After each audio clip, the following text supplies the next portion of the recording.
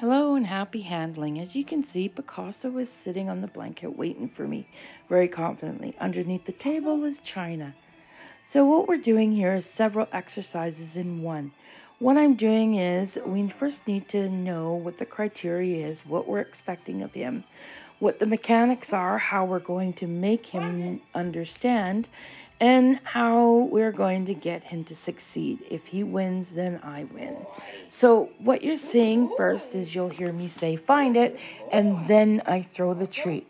What that does is it resets him, that he's off the blanket, and then he has to come back to the blanket, pee pad, or bed. As I said, my stuff hasn't come in, so my bed isn't here. He should be working on a elevated bed. It works much easier. They train much easier. So as you see at this point, I'm still very close to the blanket. The blanket is still pretty big.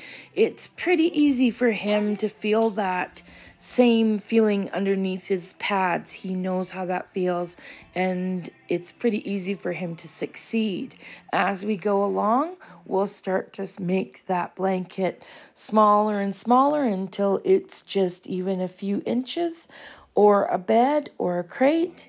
And I also start to move away. However, this is a short video, so you don't get to see in the end where the blanket is only about 12 by 12 inches, and I am about 6 or 8 feet away from him. At this point, I'm praising him because he's been very good. I'm reinforcing the blanket by throwing the treats on the blanket without saying anything but a praise. Then again, I reset it. I give the word find it, he leaves the blanket, he comes back.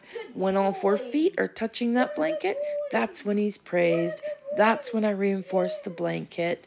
And the odd time you can see I'll throw China the same thing. The reason I don't want her there is because I don't want her to get frustrated. I don't want her to confuse him. I don't want her to keep trying and then push him out of the way. I'm working with him as it's his first session. So over and over, I'm resetting by saying, find it, he leaves, he comes back on, but unless he does what he needs to do, which is to be on that blanket, he doesn't get any positive reinforcement. He doesn't get told he's bad. He doesn't get told anything. And you'll watch as the blanket gets smaller that this becomes a little more confusing for him. You'll see that he lays down, that he will give me his foot, he'll sit, then lay down, then stand up, he leaves again. This is all natural behavior. He's just working it out in his own head of how it is he can get that treat. So again, I'll give him the treat because he's done well. I reinforce it by throwing it on the blanket, and I throw it again. Unfortunately, went off the blanket. It's much better with a raised bed. And then I've just thrown something for China, given her the command that she can come out and find a treat because I messed up and didn't throw it to her, and now she's back underneath. We're back with Picasso again. He's going to be reinforced that the blanket is good. I'm going to say find it, then throw the treat, then let him figure out. As you can see, he's now sitting, but not on the blanket. He's now looking at me and motioning what he wants. He's just shown me and gave me a foot. He's now laying down like a really good boy. He's now sitting, trying to figure out exactly how it is he's going to achieve getting those treats. I also use 3 different values at least of treats.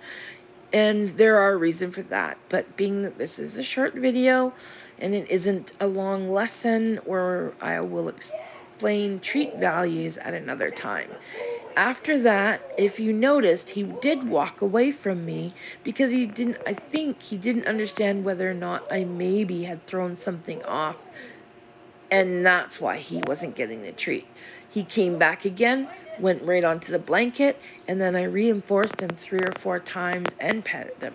He's now again beside the blanket, not on the blanket, so I stay in still without saying anything to him or motioning to him, and he's figured it out. Now I give him a good praise because he actually figured out what it was that I wanted, which was not to be sitting, but to be on that blanket. We continue this work until I'm out of the picture, about probably 6 feet away from him. The blanket is only as big to be able to sit on. It's a 12 by 12 by the time we were done this session. And he was starting to figure out exactly how he could achieve those great treats. So on the recall or on the find, I may use a lower value treat. To get him on the blanket, however, I use something that he wants very badly. So over and over in his head, he's working that out. And all we're using is positive reinforcement.